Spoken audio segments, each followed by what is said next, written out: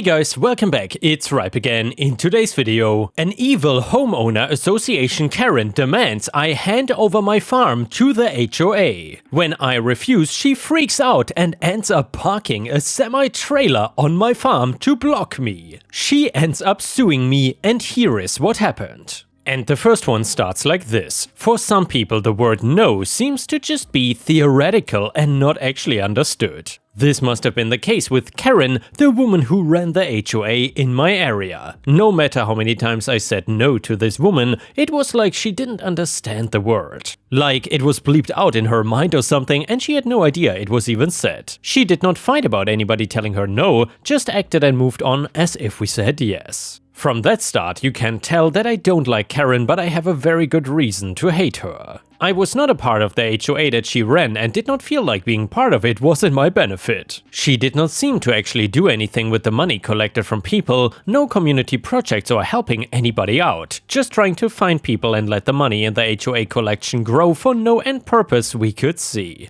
And well, I was not about to contribute to that, and I also was not about to let Karen have any kind of control over me. You have to understand, she is the kind of person you run from, not give authority over you to. She wanted me in the HOA though, and was gonna try everything in her bag of tricks in order to get me to join. She was desperate, but it was not actually because she wanted money. She did not even want me in the HOA so she could say everybody joined or to praise herself. No, she was actually interested in my land and felt like if I joined the HOA, it could benefit her in the long run. I know this because she flat out told me one day when I was trying to get her to leave my property. Me, I told you already that I don't want to be part of the HOA. Karen, oh, the HOA is so great and I know you will be happy to be a part of it. Your land is very important to us. Me, really? My land has some special importance, you're right. Karen, if you look right in our bylaws, it shows that if the HOA buys a property that is also part of the HOA, we can get it cheaper. The reasoning is complicated and I'm sure you wouldn't understand. Me, I understand what you're talking about. Even if I was gonna join, I have no intention of selling you my property. Now please leave. I closed the door on her, which I think is the only version of no that might get through her head. Maybe it's all the hairspray she uses messing with her brain. Anyway, now that I know why she wants me, I was more strict than ever when it came to not wanting to join the HOA. I was getting into constant arguments with her, and I guess it finally got through that I didn't want to join them and she was not getting my property. I did not figure this out because she stopped, but instead because she decided to do something crazy. I woke up one day to find a semi-trailer just sitting right in the middle of my farmland. For those that don't know what a semi-trailer is, you might be more familiar with the term semi-truck. For this story, they are almost interchangeable. Anyway, it was big and it took up a ton of space and I wanted it gone ASAP. I was angry, and since I had cameras on my farm because of animals, I saw that she was one of two people on my property when it was placed. The other one ended up being a random guy she hired to drive the thing, and he was under the assumption that it was her property. I told her flat out to remove it and she refused, thinking she was so slick. I wanted to get it towed, but even that took a few days because they needed more specialized equipment to tow a semi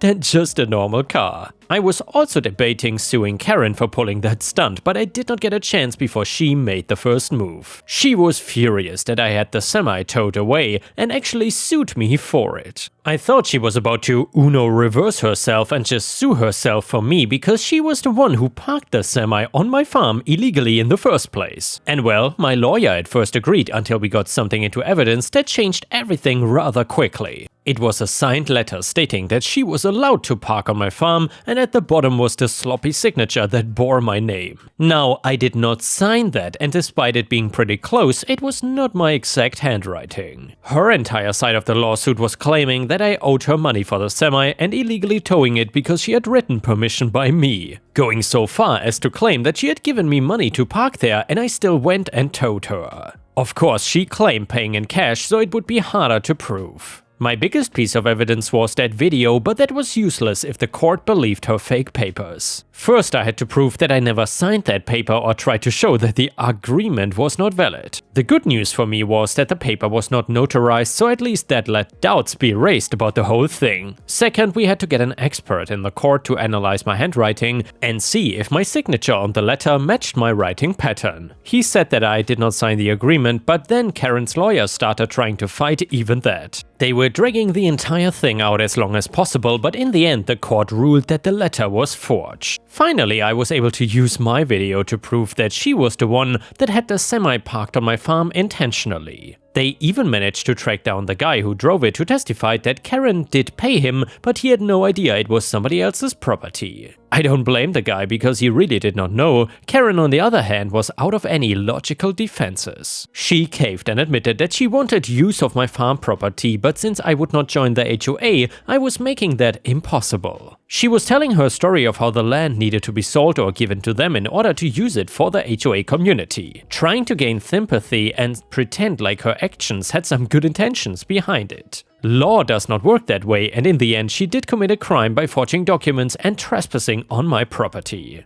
Things got even crazier though once the court looked a little bit deeper into Karen. Now, for the forgery and trespassing, she probably would not have gone to jail. They found her plans to use my farmland to build homes and put them in her name, not the HOA despite them being the ones who would pay for it, and then be able to make a profit. Basically, her entire spiel was to try and scam HOA funds to benefit herself, and that was the last straw. She was sent to prison for 2 years, but even just being guilty was enough to ruin her. She was never gonna be able to join an HOA again or even show her face in the neighborhood. Since writing this, she should have gotten out but never returned to live here. My guess is she tried to go and start a new life and maybe even join a new HOA. I wanna think that she learned her lesson, but I believe that somebody like her cannot. At the very least, I hope that in prison she learned how to understand the word no, or she would have been in some serious trouble. And yeah, Ripe Stars, if you enjoyed the HOA stories, please don't forget to subscribe to the channel and like the video, because that would help me tremendously. Thank you so much. And the next one is titled, Never Treat Me Unfairly. At my last company, I was working as a marketing executive. The team included myself and a senior marketing executive. As time went on, I began to take on more responsibilities to the point that I was doing more than the senior in the team, which they admitted.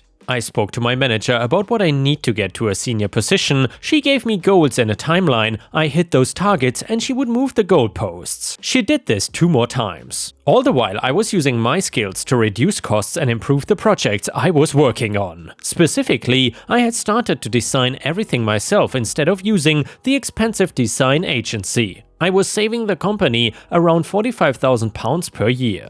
I finally set another meeting with my manager to discuss a promotion. I showed her how I had increased the profit margins of all my projects and all the extra work I'd been doing. Her response was, "Just because you make things nice and do extra work does not entitle you to a promotion." I sat there shocked while she said, "But don't worry, you will get there," and then ended the meeting. She had led me on about a promotion for 2 years. Here is where I started my malicious compliance. So I stopped doing anything outside my job description, which included all the design work. Everything went to an agency. The whole team relied on my design work, but when I told them that I was stopping, they were also quite happy to start using the expensive agency. It was not until our next quarterly meeting that my manager noticed our profits per project had harshly dropped. When she questioned why we were spending so much, I said, as design is out of my remit, we had to use an agency. She was livid as she had to present the stats to the CEO that week, who ended up yelling at her in front of the directors. She tried to give me an official warning for sabotaging the team, but a talk with HR cleared that away when they realized it was not part of my role.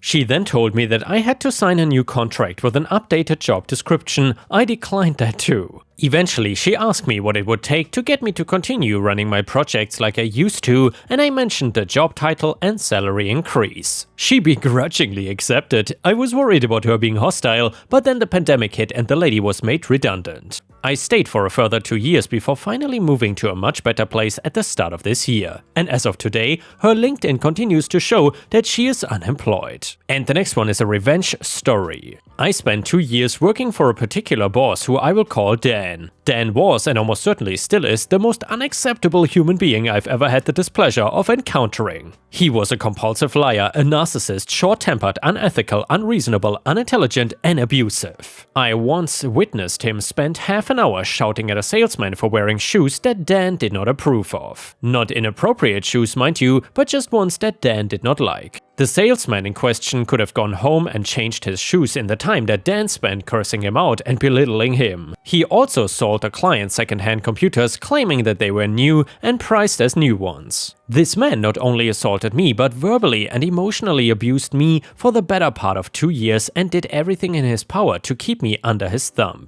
He constantly micromanaged me to the point of just dictating to me what I should write in an email to a client. If it was not done exactly his way, it was not correct. I had to argue with him just to get a damn sick day, even though I'm legally entitled to it. I was woefully underpaid and on call 24/7. This made it difficult for me to find other employment and is one of the reasons that I stayed as long as I did. He basically made my life absolutely miserable and I developed a bit of a drinking problem as a result. I recently watched a presentation on domestic violence and his behavior is a textbook case of what DV abusers do. I could go on and on about the things that this man did to be the biggest a-hole he could be, but this is pro-revenge and not bad bosses, so I will get to the story. And well, one day, Dan and I had a disagreement about something. I was right and I had the emails to prove it, and I was frankly fed up with his BS. I told him I would not be going to work because I was taking a sick day. He proceeded to shove me down to the ground. He is a big guy, probably one of the reasons that he's gotten away with being the human garbage he is for so long, and starts trying to strangle me. I was able to fend him off and escape, and after I did, I filed a police report. There were no witnesses, so that was going to go nowhere. He actually had one of his other subordinates make a claim that the alleged assault did not happen. Said subordinate was not there at the time, so it was a false report. I naturally told everyone I knew and all his clients that contacted me afterwards, I was their primary IT support, so quite a few of them had my personal number, that I had filed a police report against him for assault. I specifically said it that way because unlike simply claiming that he assaulted me, telling people I filed a report was unarguably true and not slanderous. A lot of his clients were already not happy with the services he provided, internet and PBX, so that certainly turned a lot of them off of renewing their contracts. A very close family friend of mine, Carol, was naturally one of the first to hear about the assault. I left the country about a month later in search of better opportunities, but my friend remained there and became the chairman of the board of trustees for the body corporate of the neighborhood where Dan lived. A body corporate is basically like an HOA, but with different laws governing them. She set her sights on making his life hell. Dan had a broken down car that had been broken down for over a year at that point, and he never had the money to fix it because he's a bad businessman who never seemed to realize that his business model had really tiny profit margins. And basically the rules of the neighborhood were changed to force broken down cars to be towed away. If the owner did not tow it, the body corporate would and charge the owner, and then also fine them. So Dan was fined a few times, not small amounts either, and when he was fined he did what he always does when things don't go his way, which is throw a tantrum while having no leg to stand on. The tantrum in this case was several expletive-filled emails to the body corporate, which is just a great way to endear yourself to someone who already hates you, which got him fined again for breaking the conduct code. This, combined with the loss of revenue for his business, has led to him not having any substantial income for over half a year now. He has no car nor the money to buy one, several of his big clients are definitely not gonna renew contracts with him, and he appears to no longer have any staff in his employ. Nobody's seen anyone coming to his house in months now, and the body corporate is pressuring his landlord to evict him. He is well and truly screwed. I'm living happily in another country now and got an awesome job that pays 20 times what working for him did. And yes, I'm not kidding, really 20 times more money. That is how little I made under him. And the next one is another fantastic revenge story. And by the way, if you ever had the displeasure of having to work for an awful boss, and in case you got any revenge on them, please feel free to share your story in the comments. I would love to hear it. So my fiancé and I have a date every Thursday night to take advantage of our mutual days off. This particular night we decided to go out to eat at a popular restaurant with a red pepper as their logo and a catchy old advert about baby back ribs. And guys, if you know which kind of restaurant OP is talking about, then please let me know in the comments. Since I'm not from the US, I have honestly no clue. Anyway, the place is not very crowded, it being a Thursday night, so we get seats and service quickly. Our drink order is taken by a sweet friendly waitress who we will call Maggie. Maggie is cheerful, engaging, and has a Doctor Who lanyard around her neck. Instant sympathy bonus, by the way. She and I share a few squeeze about the Doctor and Potter and general fandom for a minute or two before she heads off to get our drinks. Shortly after she brings us our drinks, the waiter comes by. Let's christen him Walter. So Walter proceeds to stand behind my fiancé. He and I are in a booth facing each other and speak only to me as he claims that this table is actually his and that Maggie is just a trainee, all the while with a creepy ass smile on his face. We find this a bit odd and annoying, but whatever, he heads off and we chat for another few minutes until Maggie returns to take our order. Several minutes later, Walter comes back, stands with his back to my fiancé and asks if I need anything, completely ignoring my fiancé. Now we are getting really annoyed, we tell him we are fine and off he goes. Then Maggie brings us our food, chats for a few seconds, leaves and then immediately returns with refills on our almost empty drinks. She is the perfect waitress. However, we are now in a dilemma. If we leave a tip, it will go to Walter, just to be sure we confirm this with Maggie, but we don't want to give Maggie out of her well-earned tip. So we call over a waitress that is working a different section of tables and ask her to get the manager. When he arrives at our table, we tell him that Maggie has been an excellent server and we would like to leave her a nice tip for her efforts, but Walter has told us that this table is his and has done absolutely F all otherwise. Unless you count ignoring the other occupant of the table. The manager thanks us and goes over to the computer where they input the diner orders and changes the listed server of the table to Maggie. We now have no problem leaving a 50% tip, $20 on a $40 meal, and shoot smirks at a frowning Walter being reamed out by the manager as we leave. Next time, don't be a douchebag and make the trainee do all the work for none of the profits. Also, when there's two people at a table, talk to both of them. And yeah guys, I gotta say, I absolutely love this story. I am so glad that Walter didn't get anything for his terrible behavior. I absolutely hate it when people in businesses crap on trainees, especially because they often do work that others don't want to do. And the next one is a workplace revenge story. In the early 2000s, I was working as a service technician for a major telecom provider in the Great White North. I worked with some truly great people and one total idiot named Steve, name changed to protect the incompetent. Steve was a relatively new tech but was a know-it-all. His way of doing things meant cutting as many corners as possible so he could spend more time drinking coffee and doing nothing. He was also very arrogant. In his mind, he was the greatest tech that had ever lived and would ramble on and on about how much better he was. We had tried to get Steve removed from the crew to no avail. Our supervisor knew how we all felt, but barring a major violation of company policy, we were stuck with him. One sunny summer evening turned into a heavy thunderstorm, which led to damaging winds and my personal favorite type of work storm restoration. We had a quick team meeting the morning after the storm and identified the hardest hit areas and come up with a plan of attack and designated assignments. Steve, on the other hand, wanted none of that. Steve had decided that he was going to be the hero of the day and single-handedly restore the entire community. After the meeting, the crew broke off and headed to our assigned neighborhoods to begin work.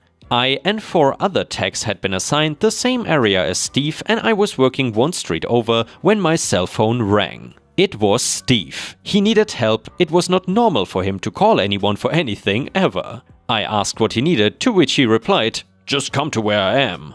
I loaded up my tools and hopped in my truck and drove the 30 seconds to the alley that he was in. I saw his truck parked and his ladder laying on the ground, but no Steve. I immediately thought that he had fallen and was on the ground injured, so I got out of my truck and hurried over to his ladder to look for him. I called out his name and he instantly replied, "I'm up here."